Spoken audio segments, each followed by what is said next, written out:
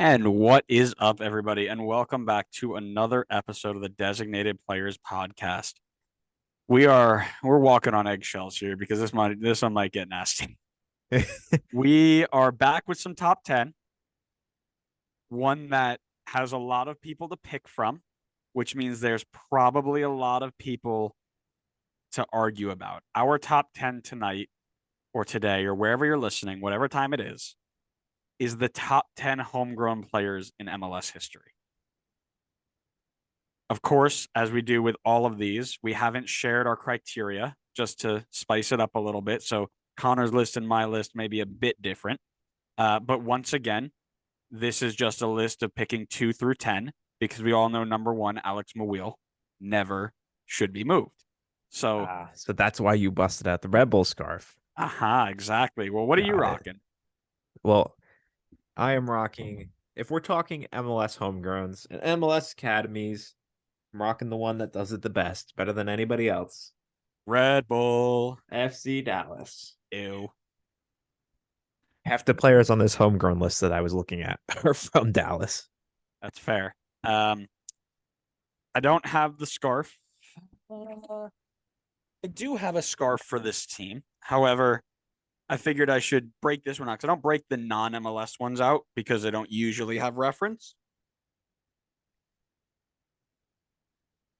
Why did I think I saw? I thought I saw Red Bull on there too.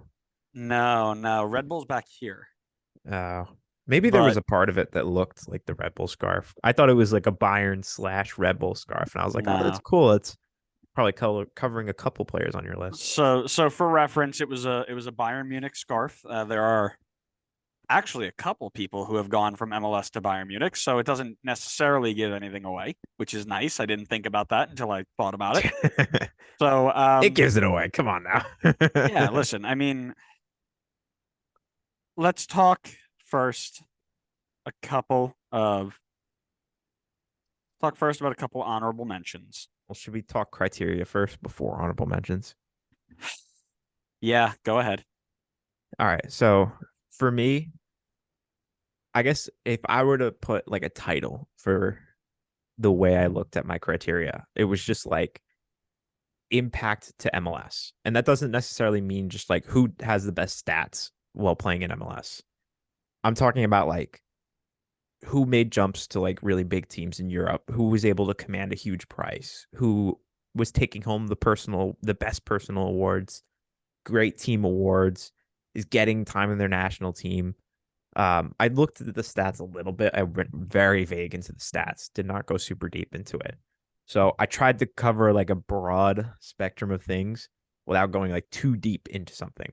So I wanted to look at the impact across everything, but I tried to keep it focused on who's impacting MLS across those things. Wow, we might be really close And yet I because bet our list will still be so different. I'm sure. We are relatively close. So the first thing I did is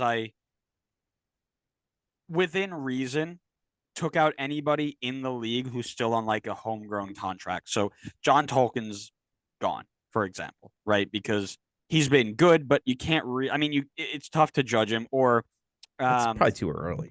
it's a little early. Like Caleb Wiley as well, somebody who's done well, but a little early to judge. So I've kind of I filtered those out within reason, Me and then too. I worked mainly on 3 criteria: titles won both in MLS and out, because if you've been successful outside of MLS, it's a good look on the league, right?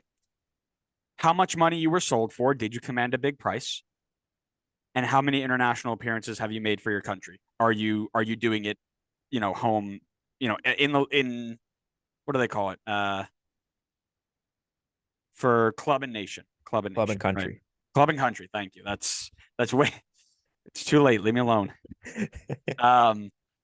So those are my 3 main criteria. I listed them all out.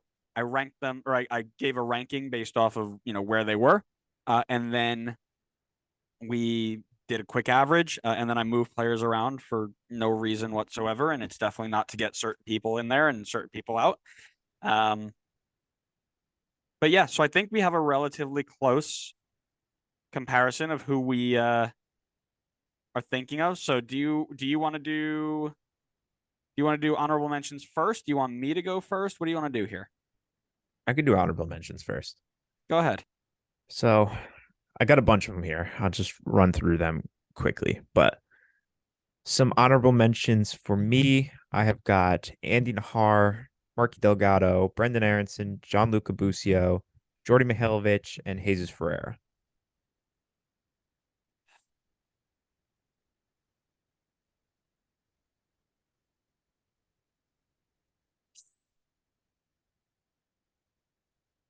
I don't know what to say. I don't know what to say. All right. I don't know what you want to say. I don't I want to say a lot of things, but we are a family friendly I know podcast. you're probably talking about Aronson, but I did not look at unless you won something absolutely massive outside of MLS, I didn't consider it. How I didn't dare look you at disrespect the Austrian Bundesliga? it. How dare you?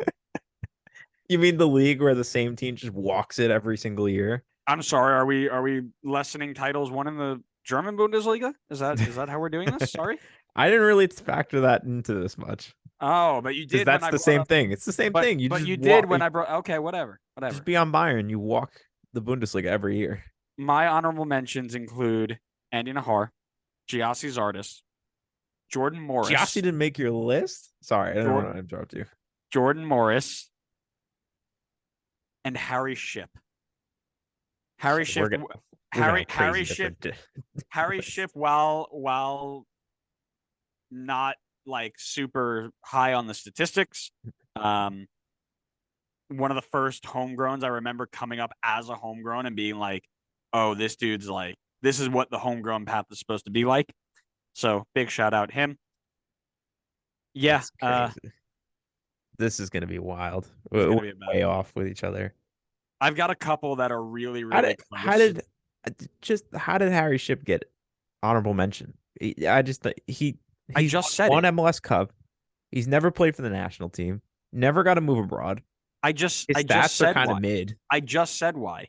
It was Because it's sentimental. yes, it's a Oh yeah. sentimental. It's a sentimental Facts honorable don't care mention. about your feelings.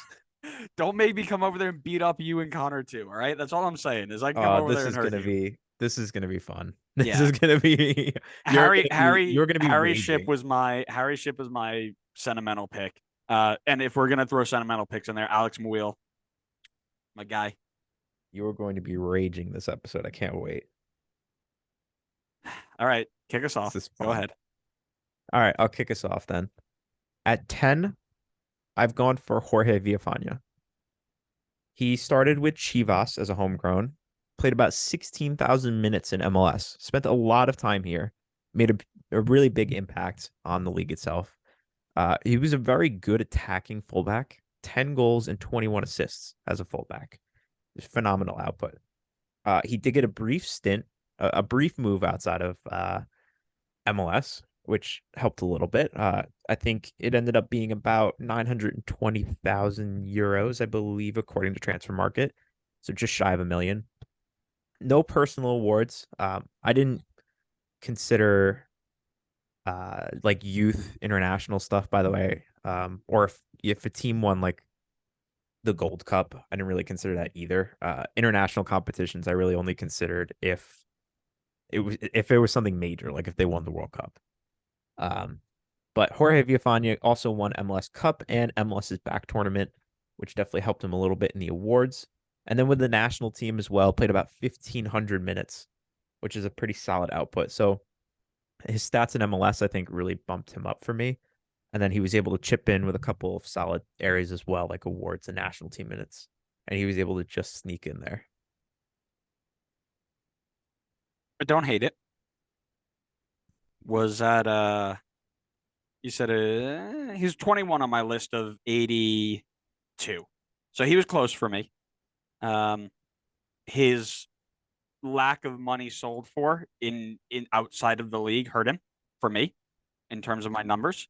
It's better than zero. Yeah, but I don't hate him, right? Yeah, zero would have knocked him way low. So I'm okay with it. I'm okay with it at 10. My number 10, if we're talking about impact on the league, is Jesus Ferreira. So all of his stats, except for international appearances, hurt him, right? He hasn't been sold yet because he's a one club guy, and he hasn't won a ton of titles because he's newer into the fold of things, and FC Dallas aren't great.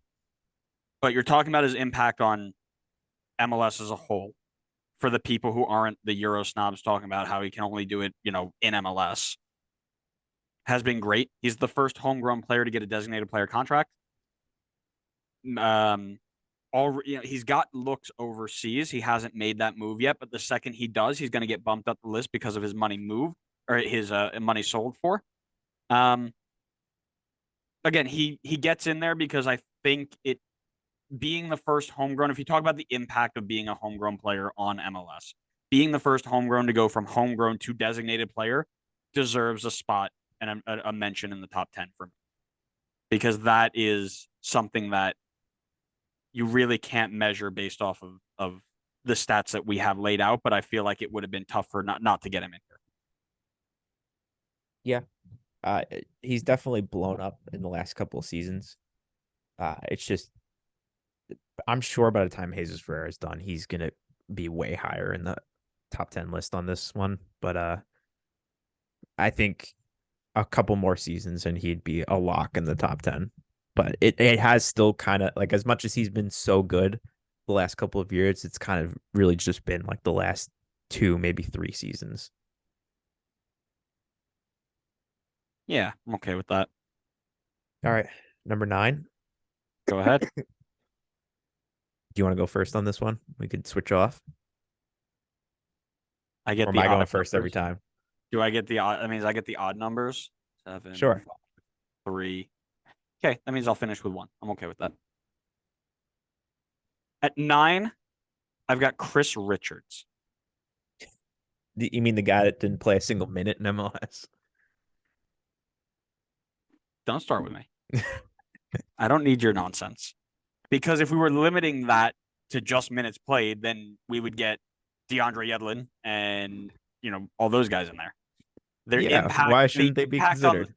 the impact on the league, knowing that he came from our academy system matters because it gives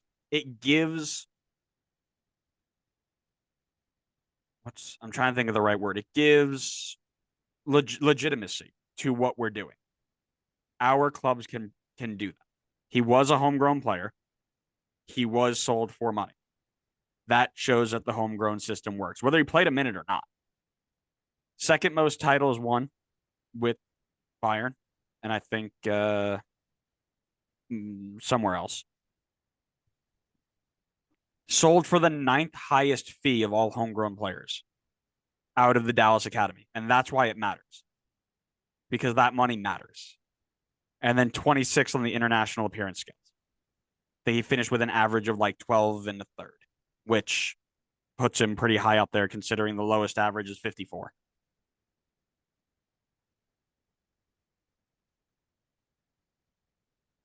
You're such a Euro snob. Cry. You're Cry such a harder. Euro. How are you gonna give him? You're gonna count the Bayern titles for him? I count all Like titles. he What did I tell you? played. He's played less than 100 minutes for Bayern. What? What? Never played a single minute in MLS. I have no doubt that he's probably in terms of talent, he's top 10 on this list. And I think that's probably unquestioned. I mean, there's a reason he got the move to Bayern's youth academy in the first place, but he made like, I feel like he hasn't really made an impact to MLS yet. I mean, he's played one season at the top flight where he's played more than 1,000 minutes. One season. It's crazy. That's insane. He just got a $12 million move out of Bayern. You don't do that if you're not great. 12 million out of Bayern. That's doesn't feel like a lot for Bayern. Yeah, but it's like you're still getting that move. Name 3. I mean, you probably can name legitimately maybe 10 players who have a fee higher than that right now. Out of From MLS. MLS homegrown players. More than how much? 12? 12. Well, that's not the same thing. They're not coming straight from MLS. There's like an immediate markup the minute they're in Europe. Fair. Don't care. Stays at 9. I'm not moving him. Fine. Our lists are going to be so drastically different, like insanely drastically different. And again, as long as you're close, I don't care. We won't be. We're not going to be close. Okay. I'll tell you this though. I think we're still going to land on the same number one, but I sure hope so. 2 through 10, we're going to be completely different. All right. We'll see. All right.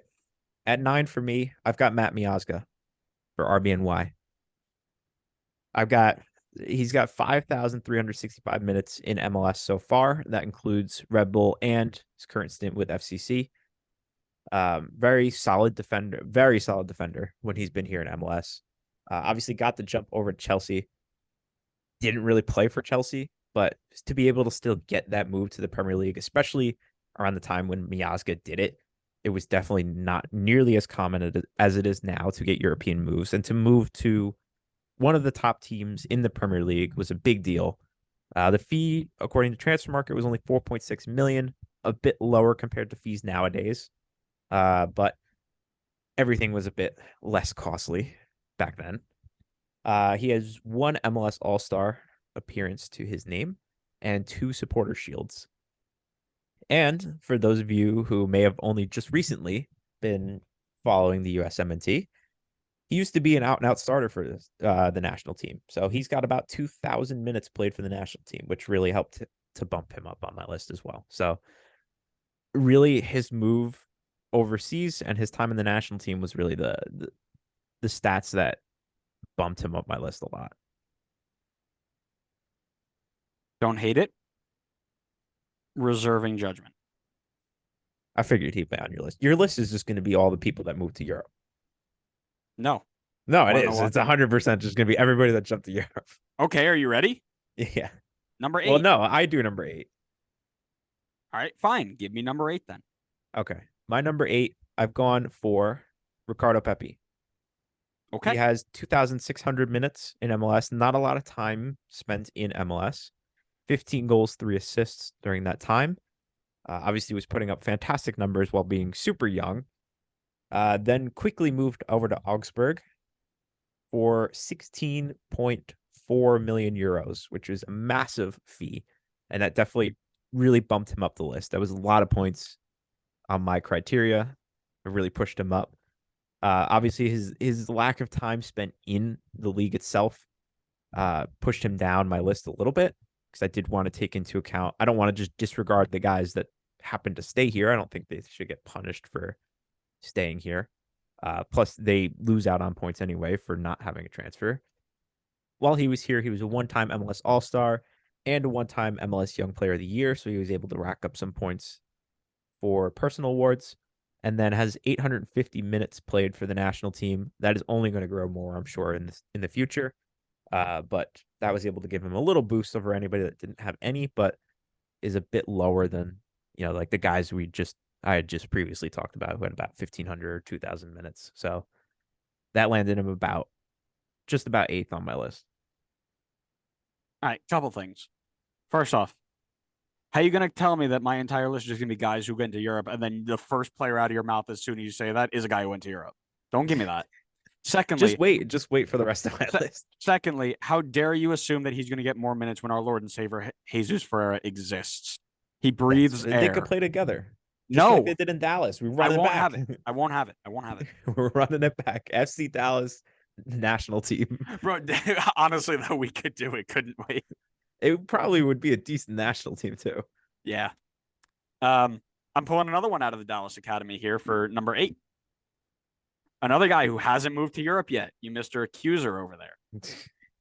By the name of Kellen Acosta at number 8. Again, money sold for brought him down a little bit, but the 3rd most international appearances and the 3rd most titles won for a guy who hasn't left MLS yet. So don't come at me with that eurosnob garbage. That's probably the only guy you have on the list. No, I had Jesus Ferreira at 10. Oh, yeah, he barely made it. Congrats, Jesus. I hate you so much. Yeah, Kellen Acosta, a guy who had multiple opportunities to move overseas, turned down by the clubs that he played for, correctly or incorrectly. I'm not getting into that conversation today, but did go for record-setting money at one point in MLS in terms of intra-league transfers. winning basically wherever he goes, maybe except Colorado. He might have been there for the Colorado Western Conference. Um, and a stalwart with the men's national team, winning when they went on that massive streak of games beating Mexico. So, CONCACAF legend Kellen Acosta at number 8. I am reserving judgment. Reserving judgment for number 3. Almost. Stop it. I didn't share any thoughts on Ricardo Pepi because at number 7, I also have Ricardo Pepi. We were relatively close there. Wow, that's going to be the one and only time. No, not hopefully not the one and only time. Yeah, you better not. Highest transfer fee for a guy going out as a homegrown. 12th on the titles won, and I included his what you included there with his young player of the year and things like that. And 21st already on international appearances, like you mentioned. He has a slight chance of that going up if Jesus Ferreira, breaks both of his legs on the way out, and Jordan Morris doesn't want to convert to a 9 that day. So, yeah, not much more to say. I think you hit a lot of it on the head. So, well, I'm glad we can be close on one so far. You're gonna hate my next one. I'm gonna hate your next one. Yeah. Oh boy. We'll see. You're gonna hate. Wait until I get to my top 5. You're gonna lose it on the top 5. I probably should have tweaked my criteria a little bit, but it's too late now, and we're gonna move on. My number 7, I've gone for Diego Fagundes at number 7 from New England. 23,250 minutes played, was almost the most minutes played for any homegrown that I looked at, and I would imagine any homegrown that's ever played in MLS. His numbers, I think, bar one person, were the best out of any homegrown. He has 68 goals scored, 54 assists. He had the most assists by, I think, a lot. Unfortunately, though, he got no points in anything else. Has not had a move abroad. I don't believe has had any awards, whether team or personal, and has no minutes for the national team for Uruguay. So that definitely hurt him. But considering he had, I want to say, I think the second most goals and the most assists out of any homegrown, that pushed him up my list a lot. Plus the amount of minutes played. I mean, he's been playing, I feel like, forever. And for some reason, I still feel like he's only like 27. And yet he's been playing like as a starter since before I even started following the league, I feel like. So, I mean, this guy is the epitome of consistency in this league. He is a baller. He is phenomenal for what he's done for the league itself. I don't think he's a better player than Ricardo Pepi. I think Ricardo Pepi is a better player, but I can't discount what he's been able to do within the league without getting the move. I don't disagree with that one. That's kind of a lot like my Jesus Ferreira pick. I just didn't pick him out and move him up. So I don't hate that at all. Where did you have him at, just out of curiosity? He finished 75th out of 82 because he doesn't play for his national team. He didn't win anything with New England, and he sold for little money, right? When he moved to Austin or LA, one of the two. So totally, I'm all for it, by the way. That I'm okay with. He would have, if I didn't just look at the averages and actually tried to like move it around and think about it. Gotcha. You're right. Yeah, I'm good. Just a cough. Little chocolate rain there. Move away from the mic to breathe. I don't want to just start coughing right in the mic. That would just be loud. You can edit. You're an edit guy. I will edit. I'll edit it out anyway. Yeah, no, I like that. I think I think your basis is sound. And he would have been somebody that I put up there if I did. But he might not have gotten into my top 10 regardless. But I don't hate your reason. So okay. On to number 6 then. Go ahead. All right. Number 6.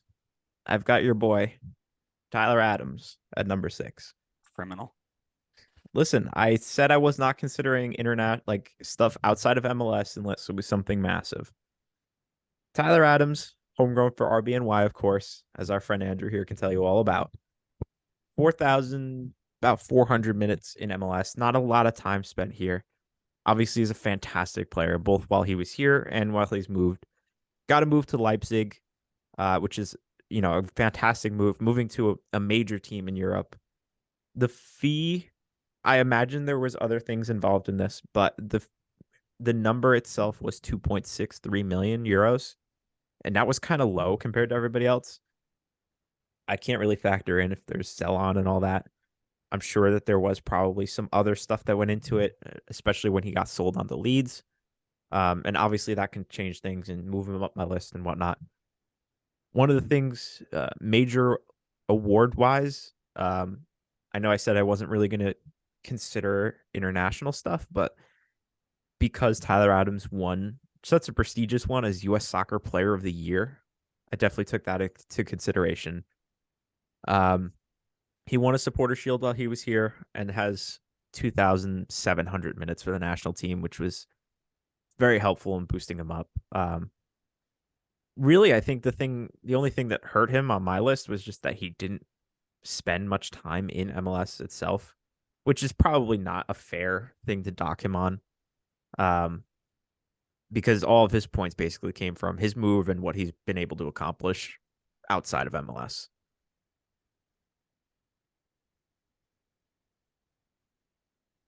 Criminal. I mean, he could only be like 4 spots off of yours. It can't be that far off. The only thing you complain about is the guys that are in front of him. And I'm sure you and everybody else listening will probably complain about them. You ready to get pissed off? Sure. Number 6, Carlos Salcedo, RSL. I should have figured this was coming. You did call him Defender of the Year. Third most titles won, 5th most international appearances, sold for the 17th highest fee out of MLS, like in the academy. Should have been Defender of the Year if Toronto didn't mess it up. And that's what it was. And consistently, and going back to being serious here, consistently one of the best defenders in the region for the last decade. This guy came out of an MLS academy, and the fact that RSL couldn't hold on to him is brutal. But they did get good money for him, and he's gone on to do very good things. Now, is he most known for being an RSL academy kid? No. However, the fact that he has gone from the academy, like I said, if it gives legitimacy to what we're doing, I'm all for it. So the fact that he did come from the academy system, got his start, and then went on to do very good things for very good teams in very good regions, I'm here for it. Carlos Salcedo at 6 is a lock. What are we doing with this top 10 list? Are we just looking at who's the top 10 players that ever had the homegrown title, or are we like that's what I'm doing? At what their impact was to MLS? Because I don't think Salcedo's had barely any impact. He never had any impact on MLS. I bet if you asked, here's the problem. I didn't ask, and I don't, and I'm not going to ask. So I bet if you ask enough with your hypothetical, half the people that follow MLS or that go to games where Carlos Salcedo started, I guarantee you 95% of them would not know it was RSL. You ready? I guarantee you, if asked the majority of MLS fans who go to games and watch games, any relative question about MLS pre-2008, they don't know the answer to it, period.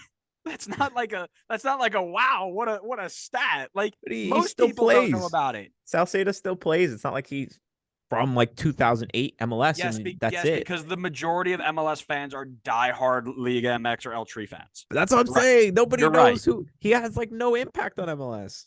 He had an impact on what we've done.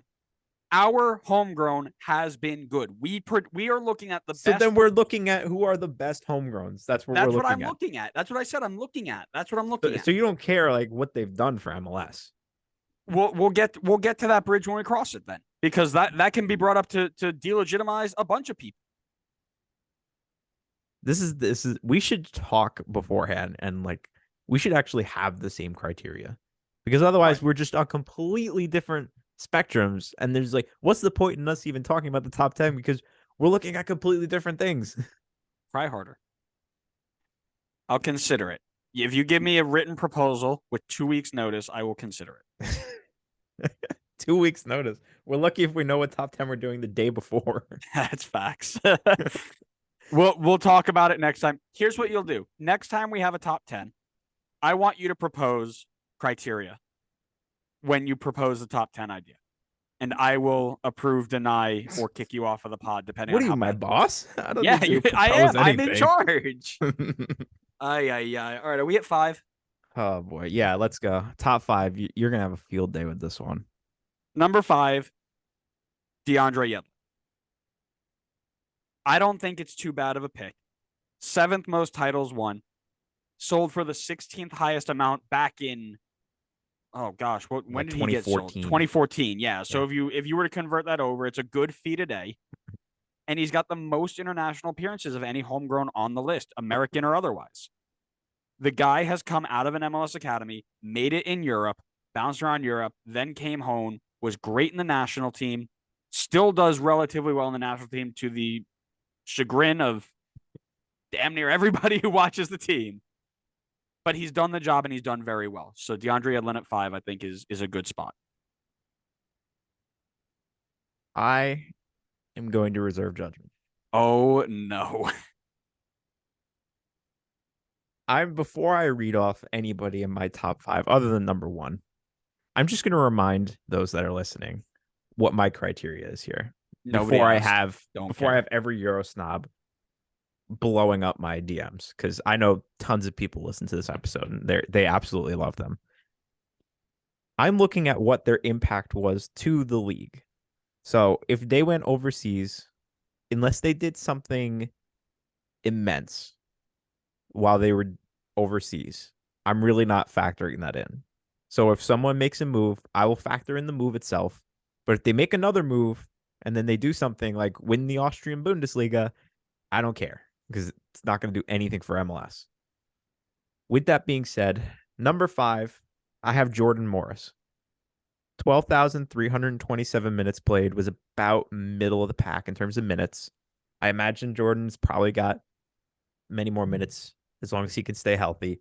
52 goals in those minutes was fantastic output. Um, again, was about middle of the pack, a little bit higher than that, a little bit above average or above the middle. 20 assists as well.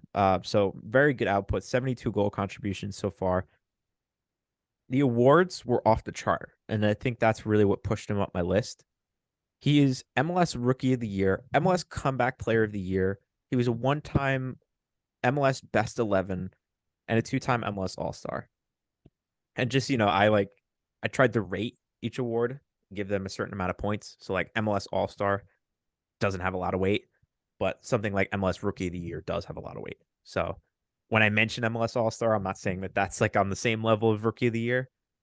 He's also won 2 MLS Cups and he won CONCACAF Champions League, the first MLS side to win CONCACAF Champions League. And he's a big part of that team. So those drove him up my list a lot. And he has played just about 2,000 minutes with the national team to the disappointment of many Euro snobs.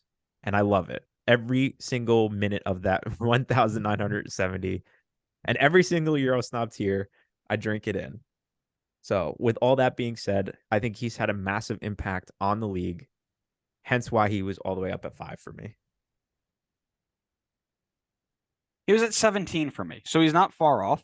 And really, actually, he was really at 16 until I moved players around. So, um, don't hate it. I agree with you. I think for me, what hurt him in my rankings was the fact that he was a one club guy.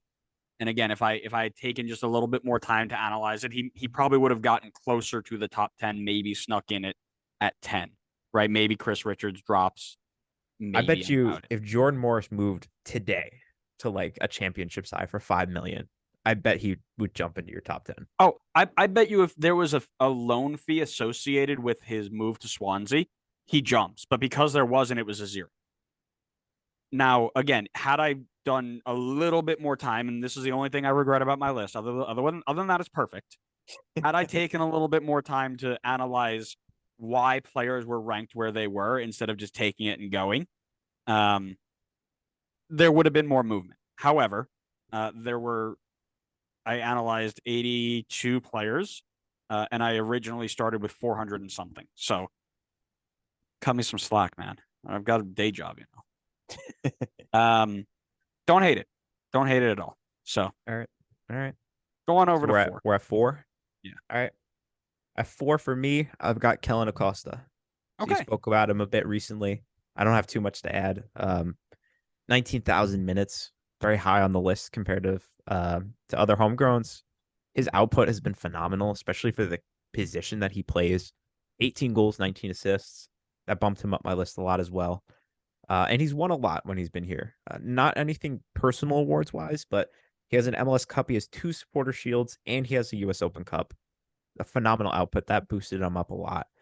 And then the national team as well. That shot him up the list a lot as well. 3,363 minutes. So far on my list, that's the most by a lot. So he has been in and around the national team for ages now, deservedly.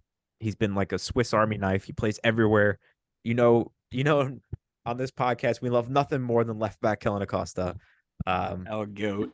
I think he's highly overlooked, especially when you talk about the national team. Obviously, I don't think he's like a first team player, but his impact has been immense. And he was robbed of a move overseas, like you had talked about. And I think that definitely would have helped even more his case here. So I've got him pretty high at 4, but I think it's deserved. No, don't disagree. I like it. Like I said, I think based on the criteria, I think it's a good fit for you.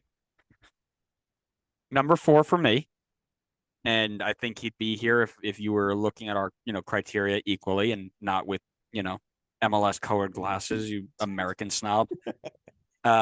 Is Brendan Aronson at 4. So third highest fee for a homegrown, which is, I think that for me is the biggest if we're talking about impact.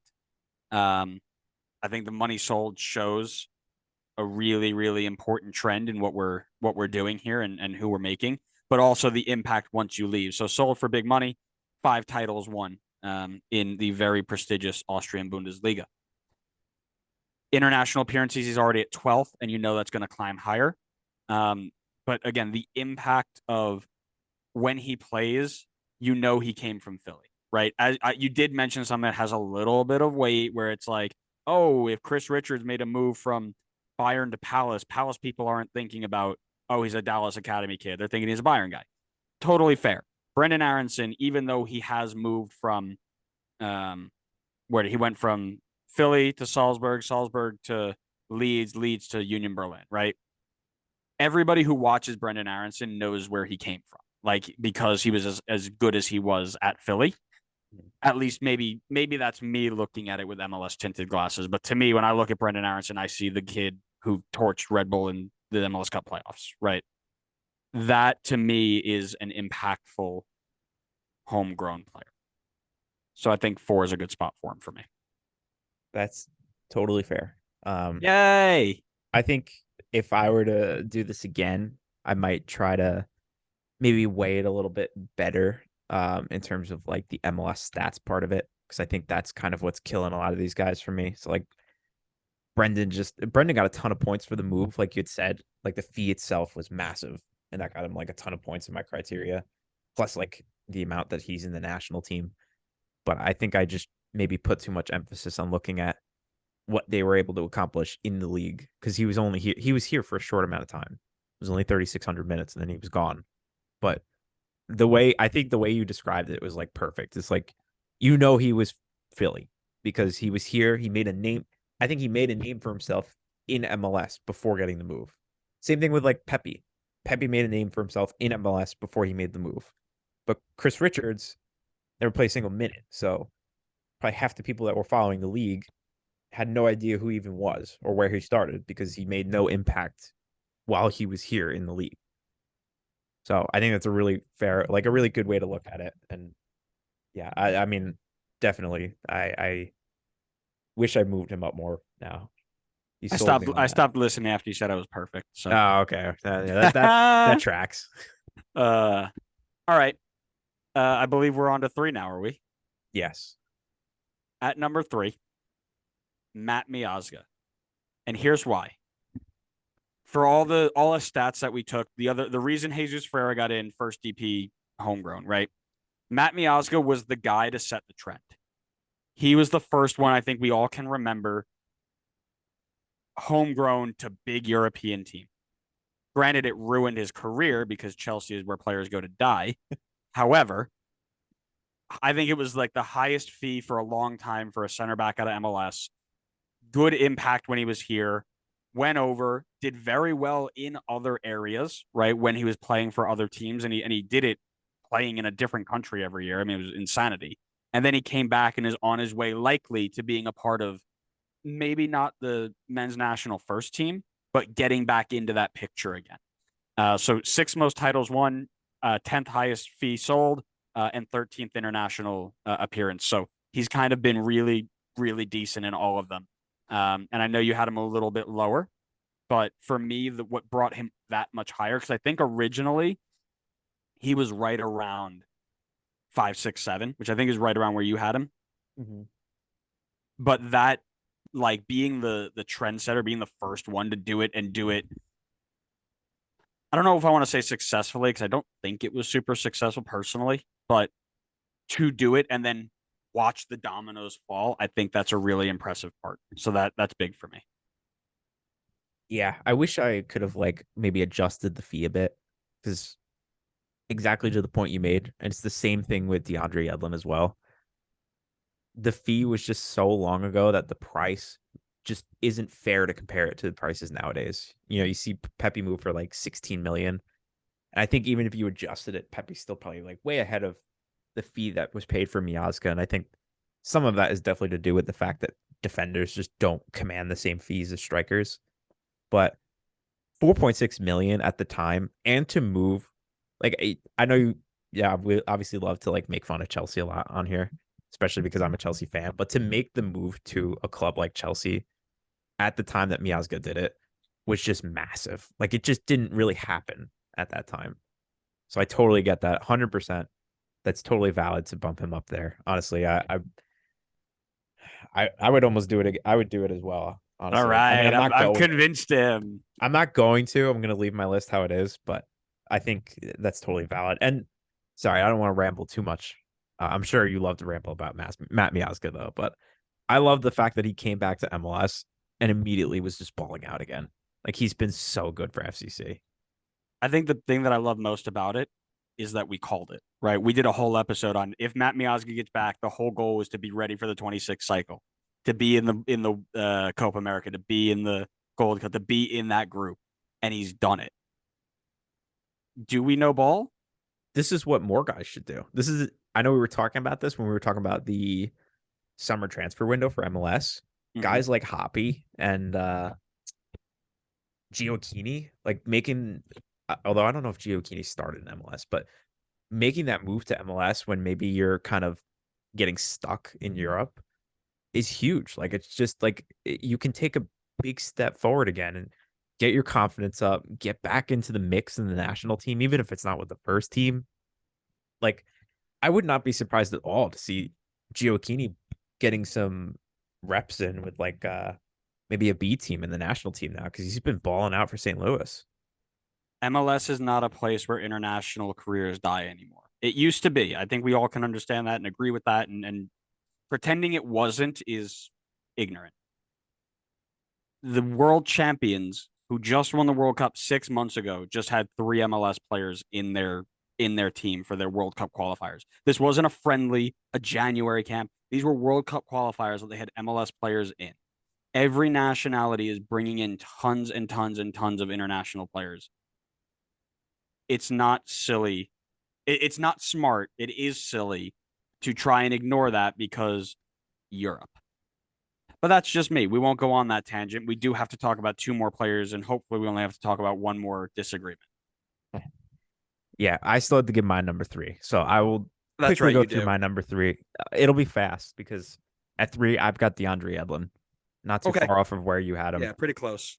He's the first guy that I remember getting that jump to Europe. Obviously, there's guys that did it before him, and we've talked about it. I feel like a number of times as we've gone talking through MLS history and different top 10 lists that we've done. But I started following in around 2015, I think, around maybe a little bit later than that. I dipped my toes into the water around 2015. Started really following, I think, around 2017. But I remember Deandre Yedlin as being like the guy, the first young guy for me that was able to get that move overseas and to be able to move to a Premier League team and not just like a top 6 Premier League team. That blew my mind. I was like, that's crazy. Like this guy's a baller. Like that's amazing. Like nowadays we look at it and we're like, guys are moving left and right to top teams in Europe, and it's like it almost takes away the specialness of it. But I mean, Correct. obviously, I like it a lot. But Yedlin's impact as a homegrown, I think, it cannot be understated. Um, he has still about 10,000 minutes in MLS. Um, as I mentioned before, got the move to Tottenham. To be able to move to a Big Six team in the Premier League is massive, especially back when he was able to do it. 2.6 million. It looks low, but again, remember it was just so much cheaper back then. We didn't have guys getting moves for 200 or even really 100 million back then, and now that seems to happen with every single transfer window multiple times. He's a 3-time MLS All-Star and has won a Supporter Shield US Open Cup and recently won the Leagues Cup. His international minutes were the most of any homegrown player that I looked at, 4,500 national team minutes.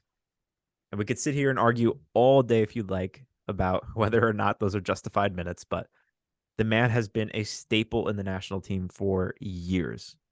So it was easy for me to put him at 3. And I was happy to hear that he was, I think, top 5 for you, right? He was number 5. He was number 5. Yep. Good. I'm okay with it. I'm cool with it. I hope people don't just focus on recent Deandre Yedlin. I hope people remember what he brought to the table when he was with Seattle because he was electric. Absolutely. Yeah, 100%. You're at 2 then. You're gonna have fun with this one at number 2. Oh, let There's me see. definitely no bias in this one. Oh my God. Give me George Bello. Hook it to my veins. Oh God, absolutely not George Bello. At number 2 for me and my criteria, I've got Giassi Zardes. LA Galaxy homegrown. Oh my God. 23,000 minutes played in MLS was almost the top of any homegrown I've looked at. He's played exclusively in MLS, so that's definitely going to hurt him a bit, especially on your criteria. There's no move overseas. He had the most goals scored out of any homegrown, and it was not even close. The next closest was Diego Fagundes with 68. Giassi Zardes has 103 goals. I imagine there's probably only so many players in MLS history that have 100 goals. So to be able to do that as a homegrown, I think is phenomenal. He has 26 assists to tack onto that as well. His output was number 1 on the list. Diego Fagundes really being the only one that was close by. And I do understand that Zardes has more years under his belt compared to other guys. I'm sure if Ricardo Pepi had as many years in MLS as Giassi Zardes, that Pepi would have probably just as many, or if not more, goals and assists. But I think his impact from what he's been able to accomplish within the league, 4 times he's had double-digit goals in the league. I think with the most being 19 goals in a season. I don't think that should be overlooked. His impact within the league has been massive. 1-time MLS All-Star and 1-time MLS Comeback Player of the Year. He has 2 MLS Cups and 1 Campeones Cup. Those helped out a little bit, but not too much. Doesn't have too much in the personal awards. And then one of the big ones that helped him a lot, and I'm sure people will argue about it till the day they die, but he has 3,965 minutes with the national team. Probably because of his play within the league. 103 Not goals. enough, if you ask me. 103 goals, I'm sure, for plenty of coaches is enough to get a guy into your national team. So he has 4,000 minutes basically with the national team. It was one of the highest in the entire list. So just based off my criteria and what I looked at, he rose to the top basically because he has good success in the league and because he's played a lot with the national team. I don't hate it. He actually, before I moved players around, was 9 on my list. But I needed to get Jesus Ferreira in there, and Yeah, I I don't blame think you. I moved the wrong player out. I think probably, I'm not going to, and I'm never going to admit that I was wrong. But maybe Chris Richards could have dropped out and Josh Artist could have stayed at 9. Maybe, but no, definitely not. You were wrong. I do want to specify that I don't think that Zardes is necessarily a better player than Jesus Ferreira or like Right, right. Brendan Aronson. I just think that again, I was looking at what impact they could make to the league, and nobody has made a bigger impact in terms of goals and assists in the league than him out of homegrowns. Like his impact has just been phenomenal, like off the charts. And people will hate on him forever because he probably just doesn't do enough in the national team, and that'll always come back to get some haters on you. Yep. But I think that has caused people to kind of underrate him. Okay. So for number 2, I think you've talked about him a little bit. Didn't you do no? Oh no, sorry, no, you didn't do number 2 yet. How dare you? Sorry, I rambled on for Jesus artists for too long. Number 2, Red Bull legend, one that we all know, we all love, we all respect. Connor Lade. Tyler Adams is my number 2. 7th most titles won across a ton of different leagues. 11th most international appearances, which would be way higher if he could stay freaking healthy. 15th highest money sold for. And the reason I've bumped him up is for 2 reasons. One, that figure for money sold is disgustingly undervalued because it was a Red Bull under the table transfer. If any other team comes and gets him, I mean, he's a top 5 transfer out. No question. Was there no sell on that? There was. It was a 33% sell on. So technically, if you Okay. want to add it all together, I think it went up to like 10 mil or something like that. But the original reported price, I couldn't be bothered to do the whole math. I think I think the whole thing is about 11 mil. So he's a top 5 transfer for money. Yeah. The thing that bumped him up outside of being a Red Bull GOAT and playing with a bunch of friends that I had at Alfred, captain of the men's national team, a no doubt captain of the men's national team for a while when he got in there. That doesn't happen to everybody, right? So you look at him and you can tell his injury has impacted the team significantly, right? When he's not there, it's always a question of who's filling in for Tyler, right? And I mean this with no disrespect. When Luca De La Torre is hurt, the question isn't who's filling in for Luca De La Torre, right? The question is always how are we making up for the number of balls Tyler Adams recovers? How are we making up for the number of tackles and aerials and distance covered? How are we refilling those numbers when Tyler Adams is hurt? You want to talk about impact and what that means? Tyler Adams is the face of an impactful homegrown player. Comes out of the academy, does it, and by the way, does it at every level. PDL, U23s, Red Bull 2, won Red Bull 2 as a captain at 16 years old, scored against Chelsea at 16 years old, goes up to the first team, captains the first team, and if it wasn't for one mistake that he makes, Red Bull wins a treble. Don't get me started on 2018 because I'll do it. I'll do it right now. Goes in, earns himself a move that should have been a heck of a lot more money, ended up being about 11 mil, does it at a high level in Germany, gets kicked out by a coach who thinks he's too good for him. Leipzig fall off the face of the earth. Goes to Leeds. Fantastic. I mean, that's my favorite graph of all time. Expected points with Tyler Adams in, and then where they ended up after he got hurt. You want to talk about impact, and that all comes from a homegrown player coming out of our system. And now he's over at Bournemouth. Once he gets healthy, I'm sure he'll again contribute to that sort of success. But Tyler Adams is the man behind the man. The thing I love most about Tyler Adams is that every single team he goes to, the fans are like, yeah, I rate this guy. Yeah. Like he's good. Like he just puts in shifts for this team. Like even when Leeds got relegated, and I know Leeds fans unrightfully were just dunking on all the MLS players, or sorry, all the American players. Yep. I think even then they weren't saying anything bad about Tyler Adams. The worst thing they could have said about him was that he couldn't stay healthy, which is an unfortunate part of his career so far. He's been very injured. Yep. But I think he's genuinely like I think he might actually be my favorite player in the national team. Like I just think what he does is so underrated. And I know you were asking the question before. It's like when he's out, it's the question of who's replacing him. And I just feel like there is nobody that replaces him. I don't Correct. think there's anybody like the closest person I can think of, and I don't even he can't fill Tyler's shoes fully.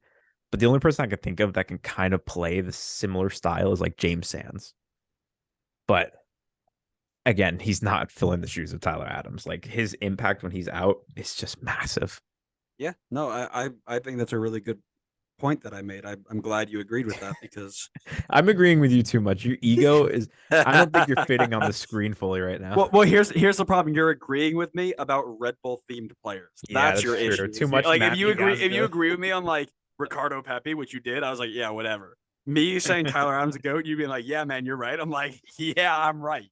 Say it again. Um, Tyler Adams, and you can. I think you can switch your focus and your criteria in a ton of different ways. I don't think he falls out of the top five. I think, but you had him outside the top five, didn't you? Well, I had him at Well, 6, oh, but there it is. I was Yeah, there. also not if I factored in the sell on, which I figured there was, then he's top 5. Okay, that's all I need to know. Um, yeah, that impact's fantastic. He is. If I'm the coach and he's healthy, he's the first name on the team sheet. No questions, right? Um, I didn't have an argument, but I had a conversation with a guy about where he ranks when healthy amongst worldwide defensive midfielders. I said he's top 10. Maybe it's a stretch, but I think he's top 10. And I think a lot of the people who are rated above him are overrated. Declan Rice as a center defensive midfielder is not a 105, $110 million player. He's just not. But if Tyler Adams was English, he'd be an $80 million defensive midfielder. I'm not, let's not go down that road. Let's finish this up. That's a whole other episode. Yeah, that is. You're right. Sorry, I got carried away there. Let's finish this up. Let's see how you mess this up. Because at number one, I've got the clear and obvious number one best player in the world, literally a top 11 player in world football who came out of the Vancouver Whitecap Academy, Alphonso Davies. Most titles won, second highest fee. They got a steal out of him. Eighth most international appearances. You don't take a homegrown player who literally is listed as one of the best 11 players in the world and not put him at number one. So there's not much to say about Um, No, you didn't. No, you didn't. Connor, no, I freeze. didn't. I Because here's the thing. I don't like you that much, but I would have to do two things. Firstly, I would have to not release this episode for no reason other than I don't want you getting brutally attacked on social media because that would be unfair and unjust. And secondly, I would genuinely have to kick you off the pod because I wouldn't be able to look you in the face anymore after you would have said something stupid like Sam Vines at number one. Gaga I wouldn't be able to. Slanina. Gaga, stop it. Yeah, I've got Alfonso Davies on there. Thank you. I don't even care what criteria I was using. He was number one before I even thought of the criteria. It was not even a question.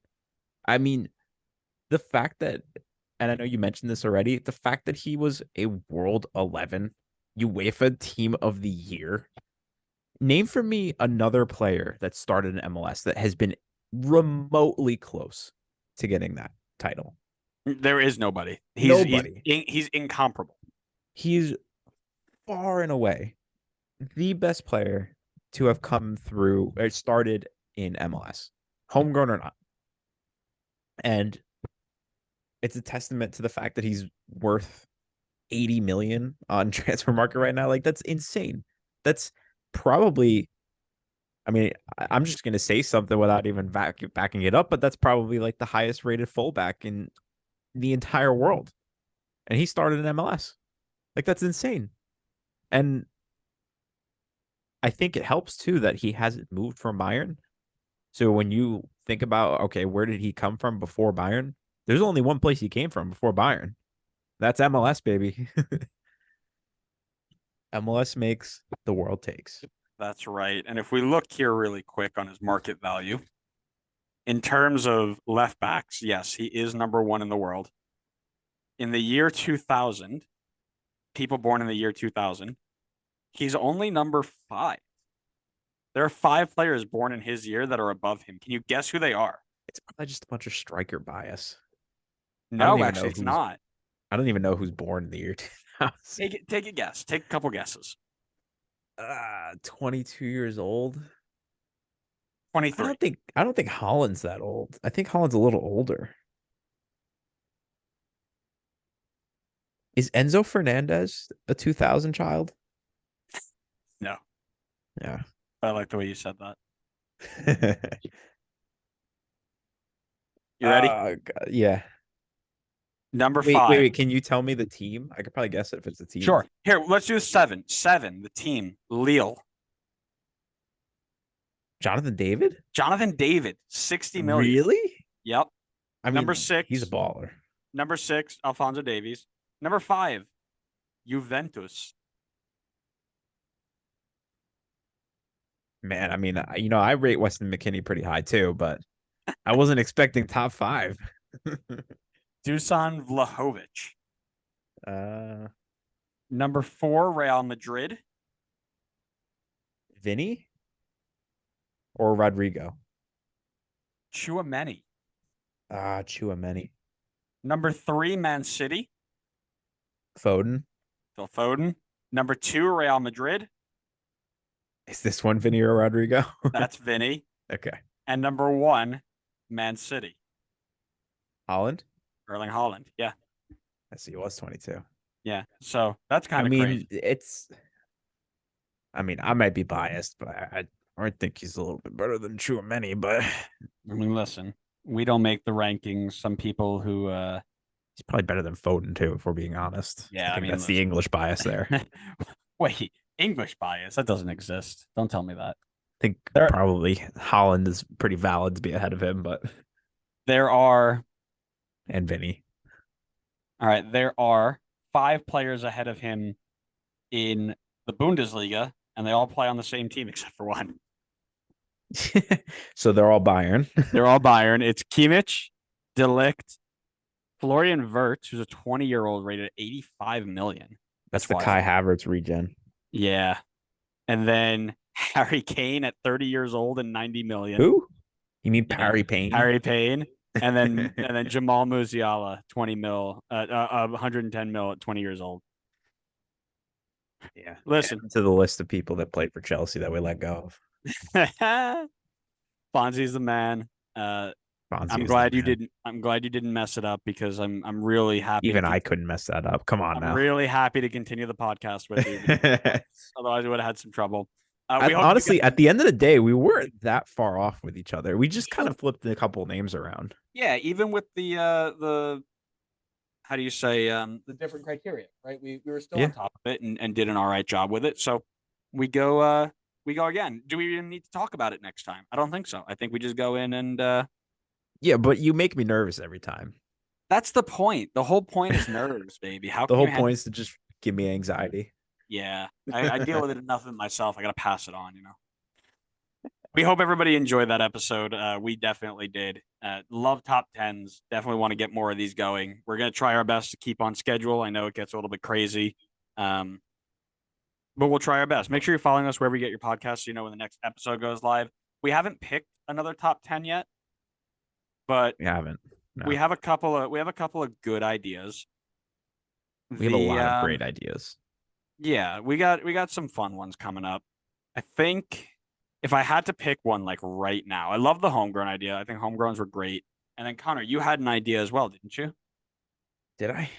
Was it like top 10 I guess homegrown fails? No, it was.